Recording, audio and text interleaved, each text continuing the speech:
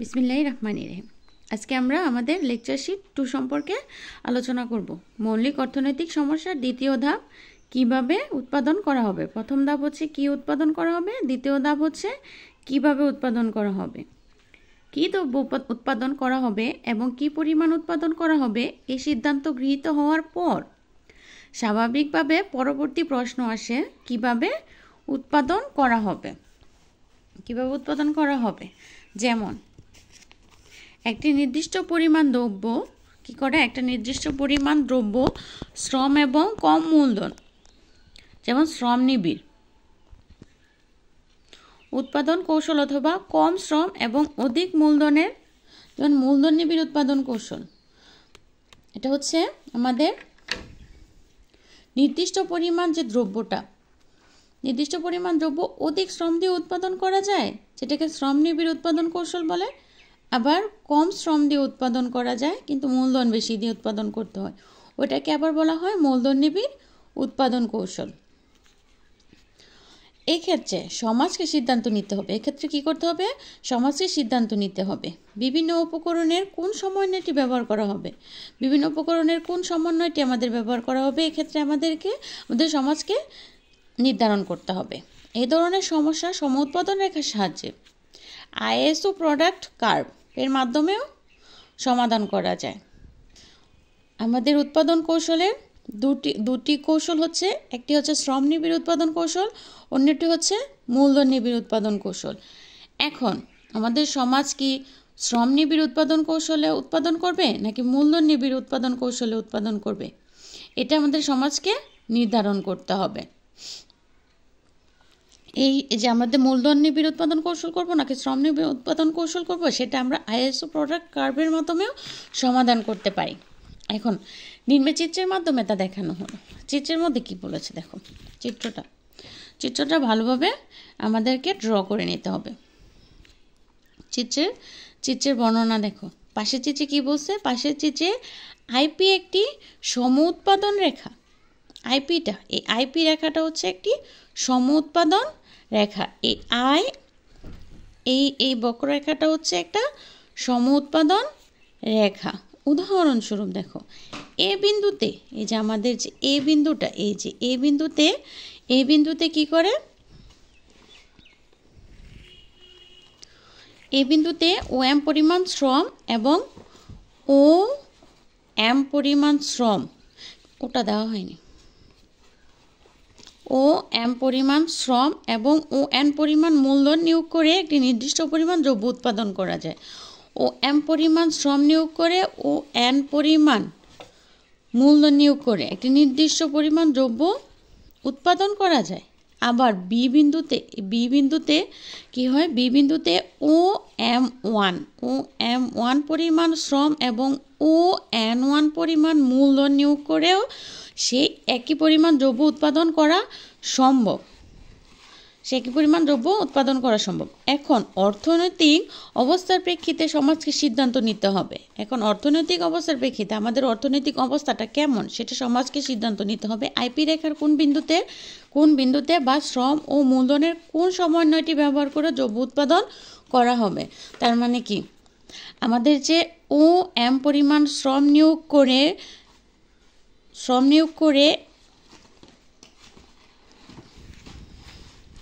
ও M পরিমাণ শ্রম নিয়োগ করলে কি হয়, ওম পরিমাণ শ্রম নিয়োগ করলে ও এন পরিমাণ মূলধন নিয়োগ করে আমাদেরকে কতটুকু আমরা পাই, ও এম ওয়ান পরিমাণ শ্রম এবং ও এন পরিমাণ মূলধন নিয়োগ করে সেই পরিমাণ দ্রব্য উৎপাদন সম্ভব হয়। এখন অর্থনৈতিক অবস্থার প্রেক্ষিতে সমাজকে সিদ্ধান্ত নিতে হবে আইপি রেখার কোন বিন্দুতে শ্রম ও মূলধনের কোন সমন্বয়টি ব্যবহার করে দ্রব্য উৎপাদন করা হবে। এই সমন্বয় নির্ধারণ করাও অর্থনীতির মৌলিক সমস্যা। আমাদের সমাজকে নির্ধারণ করতে হবে শ্রম নিবিড় উৎপাদন কৌশল ব্যবহার করতে হবে নাকি মূলধন নিবিড় উৎপাদন কৌশল ব্যবহার করতে হবে। আমাদের সমাজে যখন যে পরিস্থিতি থাকবে, যখন আমাদের সমাজে যদি শ্রম বেশি থাকে তাহলে শ্রম নিবিড় উৎপাদন কৌশল ব্যবহার করলে আমাদের জন্য বেটার হবে। আবার আমাদের সমাজে যদি শ্রম কম থাকে, মূলধন বেশি থাকে, তাহলে আমাদেরকে অবশ্যই মূলধন নিবিড় উৎপাদন কৌশলটাই ব্যবহার করতে হবে। সেখানে শ্রমটাকে কম ব্যবহার করতে হবে, শ্রমটাকে কম ব্যবহার করে মূলধনটাকে বেশি ব্যবহার করতে হবে। মূলধন যখন বেশি থাকে, আমাদের শ্রমিক সংখ্যা যদি কম থাকে, তাহলে আমাদেরকে আবার শ্রম বাদ দিয়ে মূলধনকেই বেশি প্রাধান্য দিতে হবে। এভাবেই আমাদের সমাজকে সিদ্ধান্ত নিতে হয় কোন কোন ব্যবস্থার মাধ্যমে কোন মিশ্রণটি বা কোন সমন্বয়টা নিয়ে আমাদেরকে উৎপাদন কৌশল চালাতে হয়।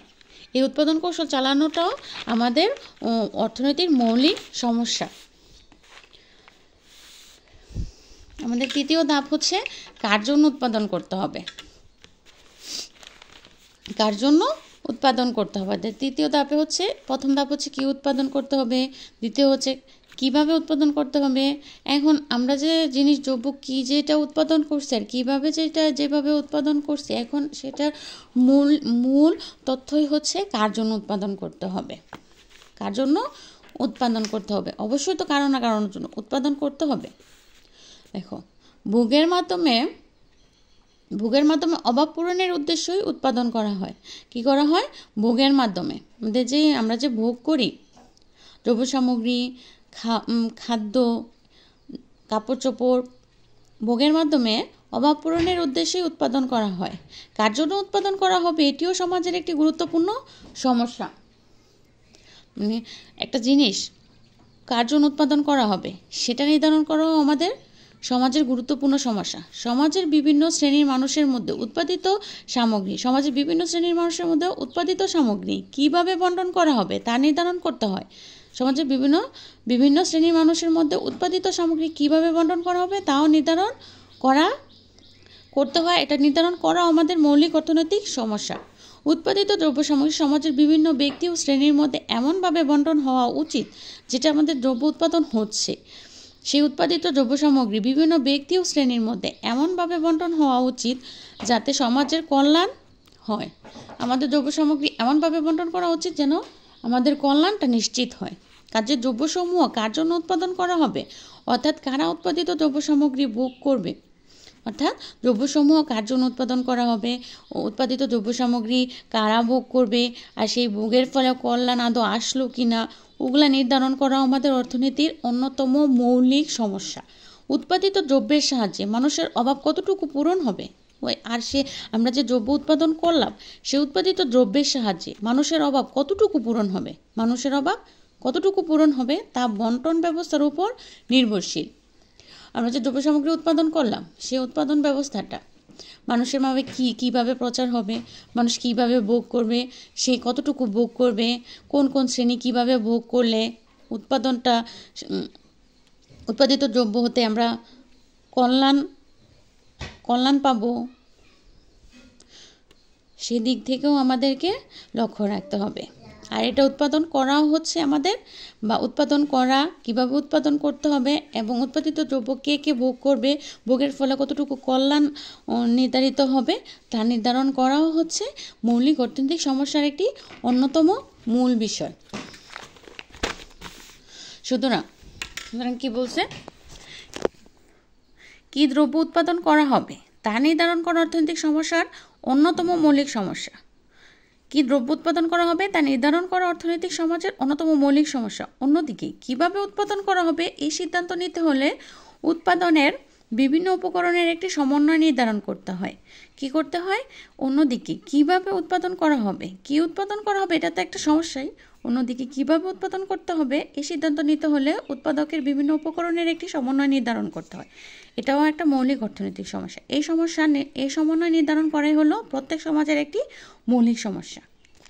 সবশেষে কার জন্য উৎপাদন করা হবে? উৎপাদন তো করলাম এবং শ্রম নিবিড় হোক মূলধন নিবিড় হোক, সমাজ তার সিদ্ধান্ত নিয়েছে যে তার অর্থনৈতিক অবস্থার প্রেক্ষিতেই সিদ্ধান্ত নিয়েছে যে কিভাবে সে উৎপাদন করবে, কোন সমন্বয়টা সে গ্রহণ করবে। তারপর সবশেষ সমস্যা হচ্ছে আমাদের কি, কার জন্য উৎপাদন করা হবে তা নির্ধারণ করা আরও অন্যতম মৌলিক সমস্যা।